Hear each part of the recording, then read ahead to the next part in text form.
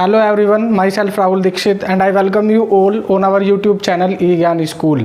आज हम बात करेंगे 11th केमिस्ट्री के सेकंड चैप्टर की एटॉमिक स्ट्रक्चर में। दो लेक्चर इसमें हो चुके हैं। पहले लेक्चर में हमने डिस्कवरी ऑफ इलेक्ट्रॉन के बारे में बात की थी और जो लास्ट लेक्चर था इस चैप्टर का उसमें हमने बात की थी डिस्कवरी ऑफ एनोड रेज या डिस्कवरी ऑफ प्रोटॉन के बारे में। तो जब आपकी डिस्कवरी ऑफ इलेक्ट्रॉन और डिस्कवरी ऑफ प्रोटॉन हो गया उसके बाद इस पर रिसर्च स्टार्ट हुआ कि अब इन इलेक्ट्रॉन और प्रोटॉन को किसी भी एटम में कहाँ जगह दी जाए, इनकी पोजीशन क्या हो, इसी को लेकर डिस्कवरी स्टार्ट हुई। और सबसे पहले जो किसी भी एटम का मॉडल लेके आए वो थे जे थॉमसन ने इलेक्ट्रॉन और प्रोटॉन की पोजीशन बताई कि प्रोटॉन कहाँ होगा, इलेक्ट्रॉन कहाँ होगा, लेकिन उनका जो एटॉमिक मॉडल था वो सक्सेसफुल नहीं हो पाया due to the experimental evidence. उनके पास कोई भी एक्सपेरिमेंटल एविडेंस नहीं था जिसकी वजह से मॉडल क्या हुआ, रिजेक्ट कर दिया गया। इसके बाद रदरफोर्ड अपना मॉडल लेके आए। रदरफोर्ड ने इलेक्ट्रॉन और प्रोटॉन की पोजीशन को बताने के लिए एक अपना मॉडल इंट्रोड्यूस किया जिसे रदरफोर्ड एटॉमिक मॉडल या अल्फा स्कैटरिंग एक्सपेरिमेंट भी बोलते हैं। ये दोनों मॉडल हमें इस लेक्चर के अंदर डिस्कस करने हैं। तो सबसे पहला जो आज का जो टॉपिक है हमारा वो यही है कि एटॉमिक मॉडल है क्या और किसके साइंटिस्ट ने अपना अपना एटॉमिक मॉडल दिया है। तो सबसे पहले हम बात करेंगे यहाँ पर जे थॉमसन एटॉमिक मॉडल की। एटॉमिक मॉडल में जो सबसे पहला मॉडल है हमारा वो है Thomson atomic model. Thomson atomic model. Thomson atomic model है क्या? थॉमसन ने कहा कि जो हमारा एटम है वो एक पॉजिटिव चार्ज स्फीयर है और इलेक्ट्रॉन उसके अंदर प्रेजेंट होते हैं। और उन्होंने इस मॉडल को समझाने के लिए वाटरमेलन का एग्जांपल लिया कि जिस तरीके से वाटरमेलन का जो आउटर पार्ट है वो एक एटम है जो पॉजिटिव चार्ज स्फीयर है और उसके अंदर जो उसके सीड्स प्रेजेंट होते हैं दैट आर इलेक्ट्रॉन। ठीक है, जैसे तो उन्होंने क्या कहा, एटम एक पॉजिटिव चार्ज स्फीयर है और इलेक्ट्रॉन उसके अंदर प्रेजेंट होते हैं। वाटरमेलन का उन्होंने मॉडल इंट्रोड्यूस किया इस मॉडल को समझाने के लिए, लेकिन ये मॉडल सक्सेसफुल नहीं हो पाया क्योंकि कोई भी एक्सपेरिमेंटल एविडेंस इस मॉडल के पास नहीं था। तो क्या क्या चीज़ हम इसमें लिख सकते हैं? पहली बात तो यही है कि जो आपके जे थॉमसन थे वो फर्स्ट साइंटिस्ट थे जिन्होंने एटॉमिक मॉडल इंट्रोड्यूस किया था। तो हम ये लिख सकते हैं कि J Thomson was first scientist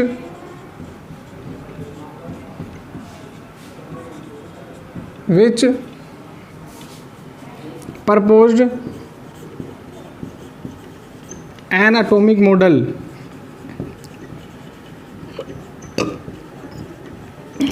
पहली बात तो ये है, पहले साइंटिस्ट है एटॉमिक मॉडल इंट्रोड्यूस करने वाले। दूसरी बात ये है कि इन्होंने एटम को पॉजिटिव चार्ज स्फीयर कहा और उसके अंदर इलेक्ट्रॉन इस तरीके से कहा कि जिस तरीके से वाटरमेलन में सीड्स प्रेजेंट होते हैं वही बिल्कुल सेम स्ट्रक्चर होगी।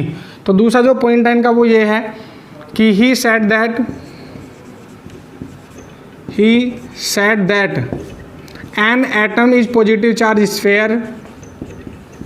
An atom is positive charge sphere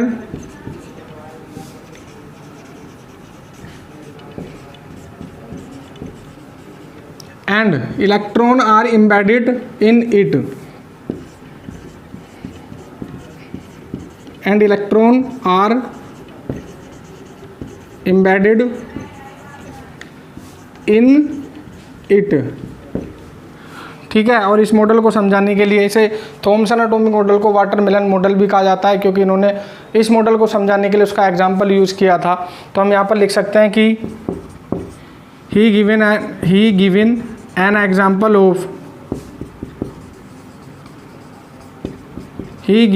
example of watermelon।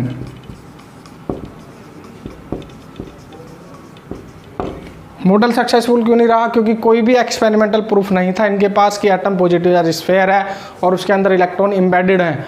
ठीक है, तो इसलिए मॉडल क्या कर दिया गया, रिजेक्ट। तो यहाँ पर लिख सकते हैं आप कि दिस मॉडल हैव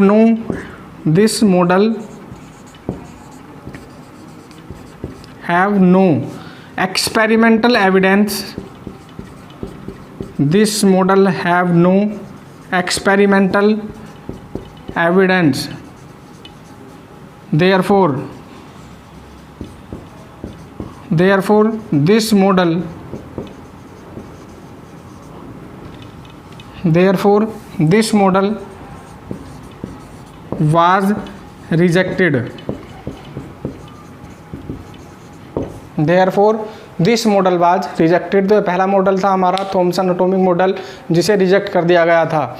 इसके बाद, इसके रिजेक्ट होने के बाद जो रदरफोर्ड थे, रदरफोर्ड अपना एटॉमिक मॉडल लेके आए और रदरफोर्ड ने जो एक्सपेरिमेंट किया था उसमें उन्होंने गोल्ड का एटम लिया और उस गोल्ड के एटम पर अल्फा पार्टिकल की बम्बार्डिंग कराई। और बम्बार्डिंग करते वक्त उन्होंने 3 ऑब्जर्वेशन लिए कि जब हम गोल्ड के एटम के ऊपर अल्फा पार्टिकल की स्ट्राइक कराते हैं तो कुछ अल्फा पार्टिकल तो विदाउट डिफ्लेक्शन उस गोल्ड के एटम को पार कर जाते हैं और कुछ अल्फा पार्टिकल स्मॉल एंगल से डिफ्लेक्टेड होते हैं और बहुत ही कम ऐसे पार्टिकल थे जो मोर देन 90 डिग्री एंगल से डिफ्लेक्टेड होते हैं। इन 3 ऑब्जर्वेशन ने उन्होंने एटम की या जो एटम की स्ट्रक्चर थी उसे इंट्रोड्यूस किया कि एटम के अंदर जो एंटायर मास है वो एक मिडिल में एक स्मॉल रीजन में प्रेजेंट होता है और उसी स्मॉल रीजन को इन्होंने क्या कहा, न्यूक्लियस। तो न्यूक्लियस जो टर्म दी थी वो रदरफोर्ड ने दी है और उन्होंने कहा कि जो न्यूक्लियस की रेडियस है वो 10⁻⁻15 मीटर के आसपास होती है और एटम की जो रेडियस है वो 10⁻10 है। तो एटम से छोटा स्मॉल जो पोर्शन है, दैट स्मॉल पोर्शन को क्या कहा उन्होंने, न्यूक्लियस। अब बात करेंगे हम यहाँ पर रदरफोर्ड एटॉमिक मॉडल की। जब थॉमसन एटॉमिक मॉडल फेल हुआ तो सेकंड मॉडल जो हमारे पास आया वो था रदरफोर्ड एटॉमिक मॉडल या अल्फा स्कैटरिंग एक्सपेरिमेंट भी इस मॉडल को बोला जाता है। या तो आप रदरफोर्ड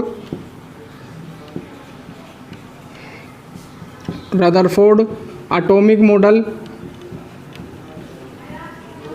और अल्फा स्कैटरिंग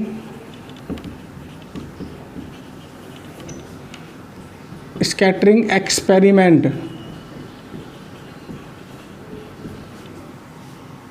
तो सेकंड मॉडल था हमारा, ठीक है। क्या किया इन्होंने इस मॉडल के अंदर, इन्होंने गोल्ड का एटम लिया और उस गोल्ड के एटम पर अल्फा पार्टिकल की स्ट्राइक कराई और स्ट्राइक कराने पर इन्होंने कुछ ऑब्जर्वेशन किए। वो ऑब्जर्वेशन देखते हैं क्या क्या ऑब्जर्वेशन थे।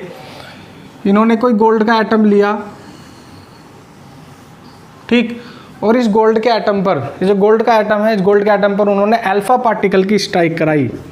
सपोज आप यहाँ से अल्फा पार्टिकल की स्ट्राइक करा रहे हैं तो उन्होंने क्या देखा कि कुछ अल्फा पार्टिकल विदाउट डिफ्लेक्शन इस एटम को पार कर गए,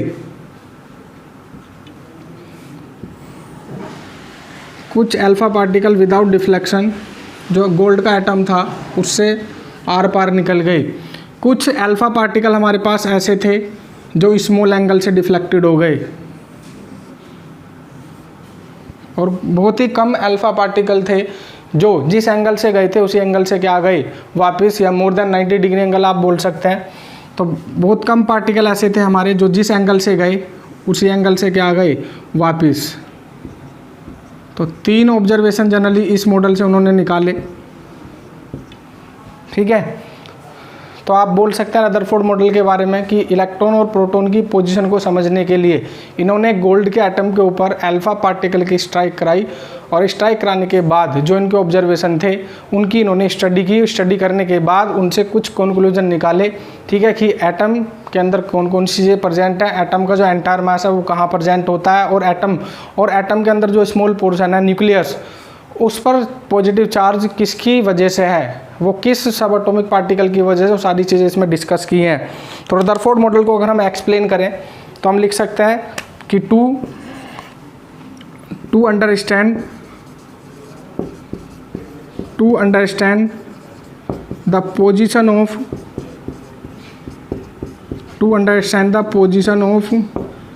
proton and electron,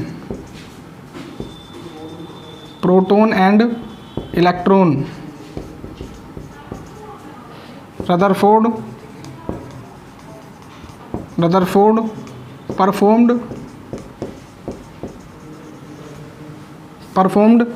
an experiment by the bombarding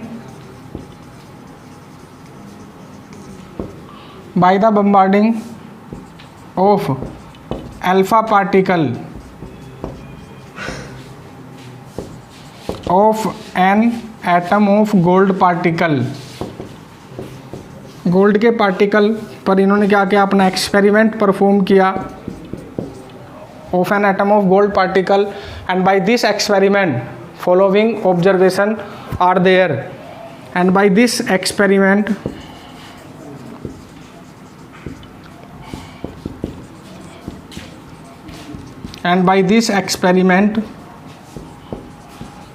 following observation are there,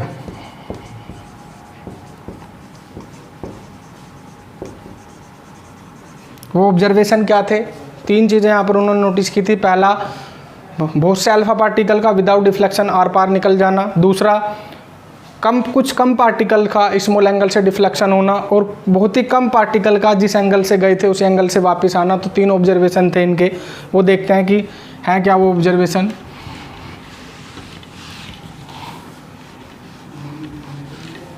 तो हम यहाँ पर लिख सकते हैं जो ऑब्जर्वेशन थे। पहला क्या था, a large number of particle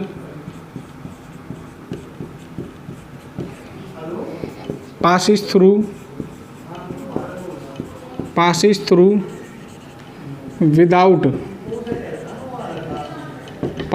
without deflection। पहला ऑब्जर्वेशन तो यही था। दूसरे ऑब्जर्वेशन की अगर हम बात करें तो दूसरा क्या था कि कम पार्टिकल का स्मॉल एंगल से डिफ्लेक्टेड होना। तो सेकंड ऑब्जर्वेशन था इनका, a small number of particle deflected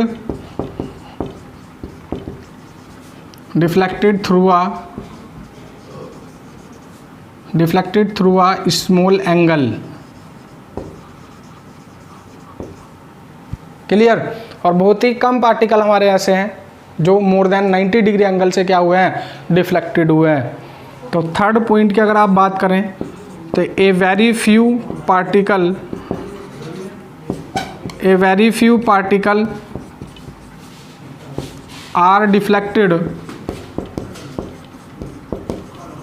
are deflected through a more than 90 degree angle,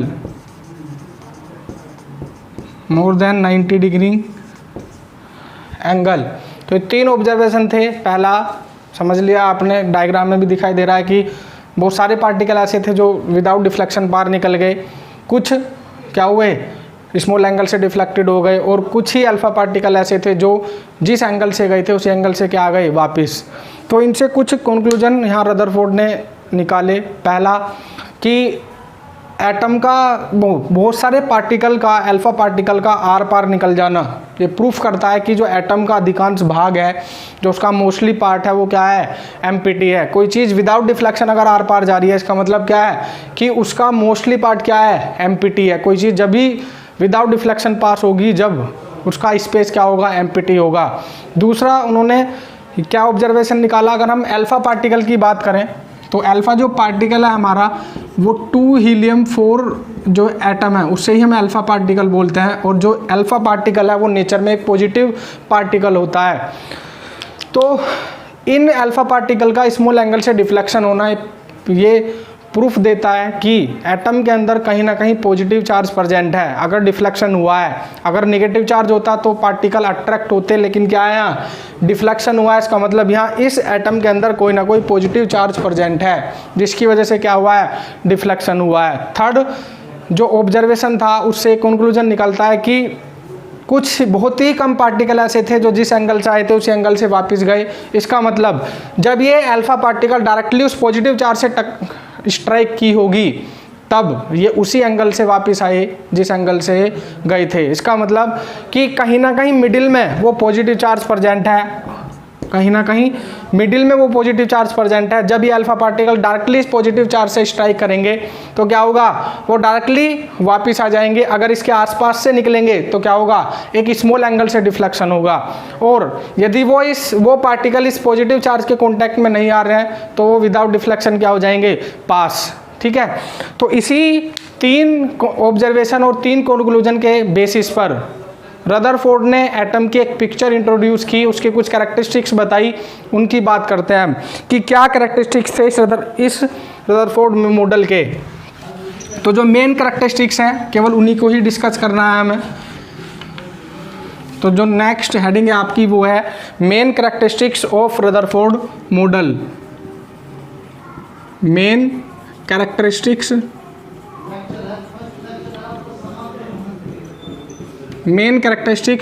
of Rutherford model. ठीक, पहली कैरेक्टरिस्टिक्स ये है कि जो भी एक्सपेरिमेंट था रदरफोर्ड मॉडल का, उन्होंने वहाँ से कंक्लूजन निकाला कि किसी भी एटम का जो एंटायर मास है वो उसके एक स्मॉल रीजन में प्रेजेंट है और मिडिल में प्रेजेंट है, सेंटर में किसी भी एटम के। और वही स्मॉल रीजन को रदरफोर्ड ने क्या कहा, न्यूक्लियस, जिसकी रेडियस कितनी बताई उन्होंने, नियरली 10⁻⁻15 मीटर के आसपास। तो क्या कहा उन्होंने, the entire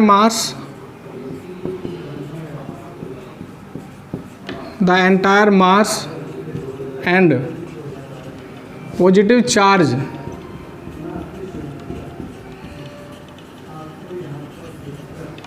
is present in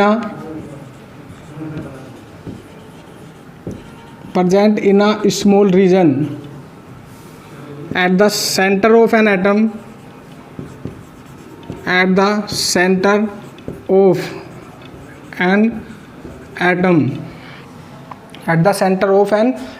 और इसी स्मॉल रीजन को क्या बोलेंगे हम, nucleus. And this small region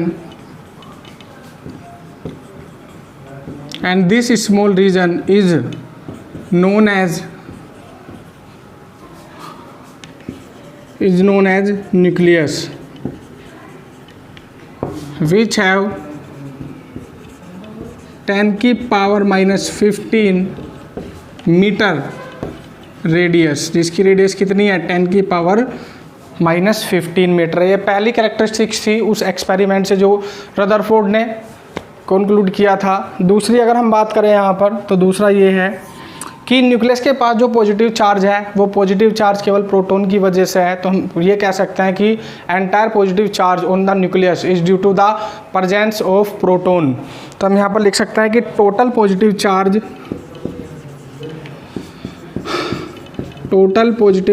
on the nucleus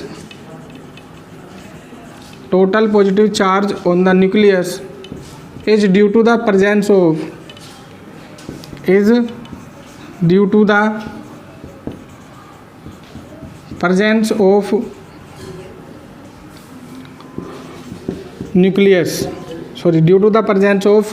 proton. जितना भी पॉजिटिव चार्ज न्यूक्लियस के पास है वो किसकी वजह से है, प्रोटॉन की वजह से है। ठीक, नेक्स्ट जो कैरेक्टरिस्टिक्स है वो ये है कि जो मास न्यूक्लियस का है, जो एटम का मास है, एक तो वो न्यूक्लियस में प्रेजेंट प्रोटॉन की वजह से है, इसके अलावा कोई न्यूट्रल पार्टिकल एटम के पास है जिसकी वजह से उसका टोटल मास यहाँ पर कंक्लूड हुआ है। ठीक, तो थर्ड कैरेक्टरिस्टिक्स की बात करेंगे हम यहाँ पर कि थर्ड कैरेक्टरिस्टिक्स क्या है। तो हम ये बोल सकते हैं the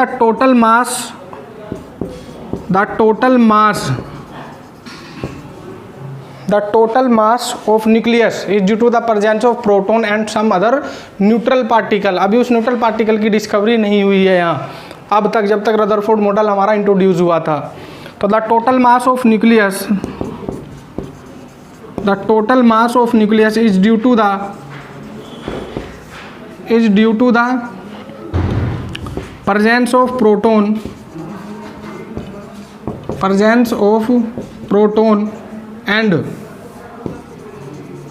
and some other neutral particle।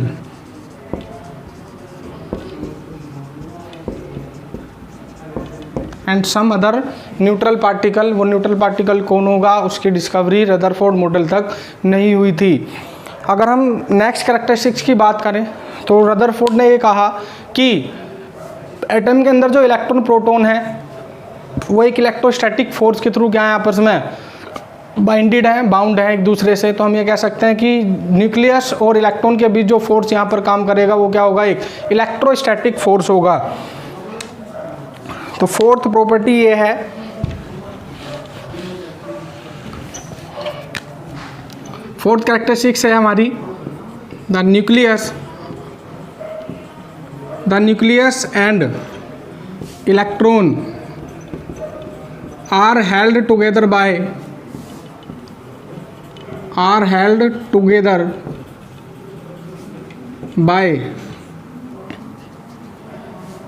Electrostatic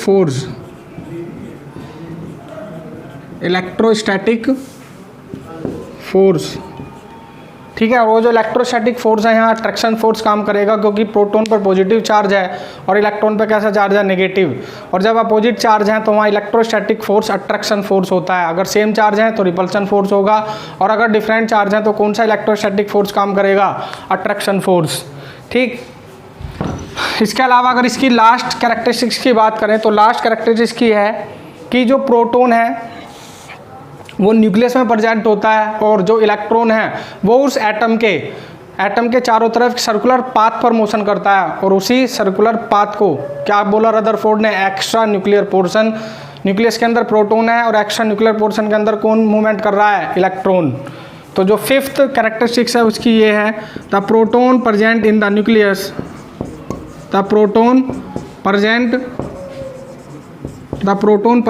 in the nucleus and the electron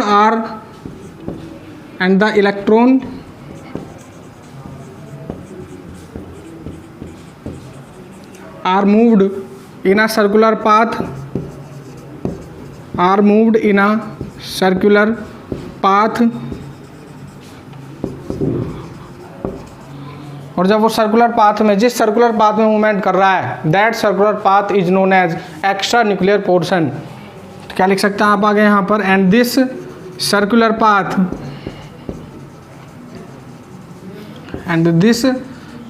path is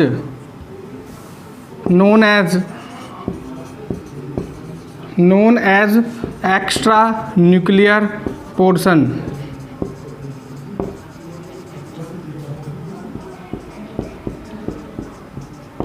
extra nuclear portion. तो ये इसकी मेन कैरेक्टरिस्टिक्स थी, जो भी एक्सपेरिमेंट था इनका। ठीक है, अल्फा स्कैटरिंग एक्सपेरिमेंट से जो भी इन्होंने चीज़ें निकाली वो सब यही थी। पहली, एंटायर मास किसी भी एटम का उसके सेंटर में प्रेजेंट होता है, और उस सेंटर को क्या बोलते हैं आप, न्यूक्लियस। और दूसरा, जो न्यूक्लियस के ऊपर positive charge, total positive charge है वो प्रोटॉन की वजह से ही होता है। तीसरी कैरेक्टरिस्टिक्स इनकी ये थी कि जो हमारा मास है, किसी न्यूक्लियस का जो टोटल मास है वो प्रोटॉन और किसी सम न्यूट्रल अदर पार्टिकल है, अभी कोई न्यूट्रल पार्टिकल डिस्कवर नहीं हुआ था इस टाइम तक। ठीक है, इसके बाद अगर हम फोर्थ प्रॉपर्टी की बात करें, फोर्थ कैरेक्टरिस्टिक्स की, वो ये थी कि जो प्रोटॉन और इलेक्ट्रॉन किस बॉन्ड के थ्रू, किस अट्रैक्शन के थ्रू या किस फोर्स के थ्रू आपस में बाइंड है, उस फोर्स को क्या बोला, इलेक्ट्रोस्टैटिक फोर्स, जो अट्रैक्शन फोर्स है यहाँ पर। और लास्ट कैरेक्टरिस्टिक्स की ये है कि जो प्रोटॉन है वो न्यूक्लियस में प्रेजेंट होता है, और जो इलेक्ट्रॉन है वो एक सर्कुलर पाथ पर मोशन करता रहता है, और इसी सर्कुलर पाथ को क्या बोला, एक्स्ट्रा न्यूक्लियर पोर्शन। तो इसकी मेन कैरेक्टरिस्टिक्स थी रदरफोर्ड मॉडल की। इसके अलावा अगर हम यहाँ पर बात करें कि इस जो रदरफोर्ड मॉडल था ये भी रिजेक्ट किया गया, कुछ लिमिटेशंस थी इस मॉडल की भी। तो दो लिमिटेशन है इसकी जिसकी हम बात करेंगे। पहली लिमिटेशन ये है कि जब कोई चार्ज पार्टिकल एक सर्कुलर पाथ पर मूवमेंट करता है, तो सर्कुलर पाथ पर मूवमेंट करते करते वो क्या करता है, एक तो रेडिएशन इमिट करता है, और रेडिएशन इमिट करने के साथ साथ उसकी एनर्जी लूज होती रहती है। और अगर उसकी एनर्जी लूज होगी तो सपोज हम यहाँ बात करेंगे एक डायग्राम के थ्रू, अगर सपोज ये हमारा सेंटर है, न्यूक्लियस है, इस किसी भी एटम की सेल्स प्रेजेंट हैं, तो सपोज़ इलेक्ट्रॉन यहाँ मूवमेंट कर रहा है। ठीक है, और जब इलेक्ट्रॉन मूवमेंट करेगा, जैसे इलेक्ट्रॉन मूवमेंट कर रहा है यहाँ, ठीक, तो जब ये इलेक्ट्रॉन मूवमेंट करेगा तो इलेक्ट्रॉन मूवमेंट के साथ साथ यहाँ पर कुछ रेडिएशन इमिट होंगी, और रेडिएशन इमिट होने की वजह से इस इलेक्ट्रॉन की एनर्जी क्या होगी, कम। सपोज इस इलेक्ट्रॉन की एनर्जी कम होगी तो वो थर्ड सेल से कहाँ आएगा, सेकेंड में। फिर एनर्जी कम होगी तो कहाँ आएगा, फर्स्ट में। और लास्ट में किसके अंदर गिर जाएगा, ये न्यूक्लियस के, जो पॉसिबल नहीं है। इसका मतलब कुछ ना कुछ कमी इस मॉडल में है, कुछ ना कुछ लिमिटेशंस हैं जिन पर रदरफोर्ड ध्यान नहीं दे पाए। ठीक है, उन्हीं की हम बात करेंगे यहाँ पर कि इसकी लिमिटेशन क्या है। तो नेक्स्ट जो हेडिंग है हमारी वो है limitations of Rutherford atomic model. Limitations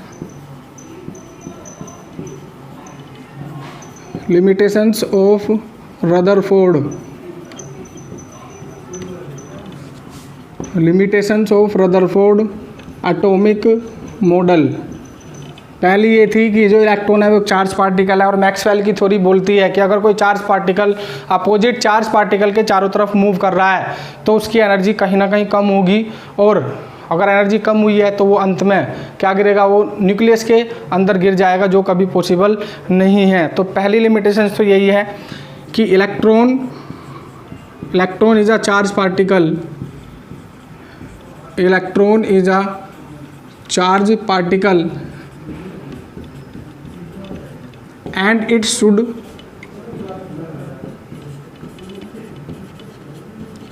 should emit radiation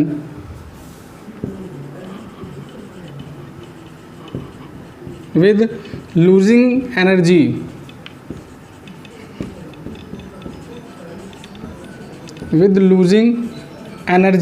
और अगर वो रेडिएशन इमिट करने के साथ साथ अपनी एनर्जी लूज कर रहा है तो कहीं ना कहीं उसकी जो एनर्जी है वो कम होगी, और लास्ट में क्या होगा, वो न्यूक्लियस के अंदर गिर जाएगा, जो पॉसिबल नहीं है। तो हम यहाँ पर लिख सकते हैं losing energy while revolving around the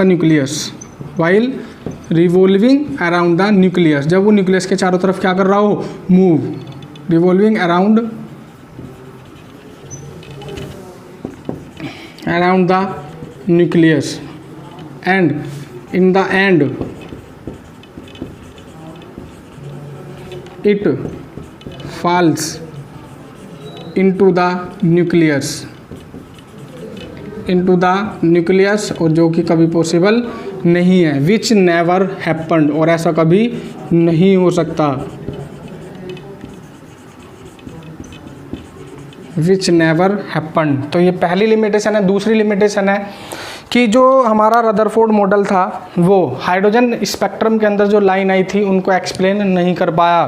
तो दूसरी लिमिटेशन हम यहाँ पर लिख सकते हैं कि जो हाइड्रोजन स्पेक्ट्रम के अंदर लाइन थी उनकी एक्सप्लेनेशन रदरफोर्ड एटॉमिक मॉडल के पास नहीं थी। तो दूसरी अगर हम बात करें तो लिख सकते हैं कि Rutherford do not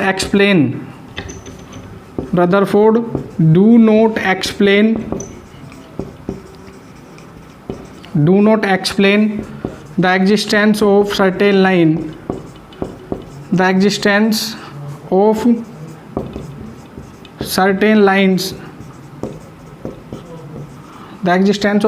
lines in the hydrogen spectrum. जो हाइड्रोजन का स्पेक्ट्रम था उसके अंदर जो लाइंस प्रेजेंट थी उन्हें रदरफोर्ड एटॉमिक मॉडल एक्सप्लेन नहीं कर पाया, इसी की वजह से इस मॉडल को भी रिजेक्ट कर दिया गया। इसके बाद और भी मॉडल आए, वो हम इससे जो नेक्स्ट लेक्चर होगा उसमें डिस्कस करेंगे। आज के लेक्चर में हमने 2 ही मॉडल डिस्कस किए हैं कि रदरफोर्ड और थॉमसन एटॉमिक मॉडल क्या है और वो किस रीजन की वजह से रिजेक्ट कर दिए गए। ठीक है, तो और इसमें इस लेक्चर में जो भी आपको प्रॉब्लम हो आप कमेंट बॉक्स में टाइप करना। ठीक है, इससे रिलेटेड जो भी आपकी प्रॉब्लम है। तो आज के लेक्चर में आज का जो लेक्चर है वो यहीं स्टॉप करते हैं। तो thank you and have a nice day.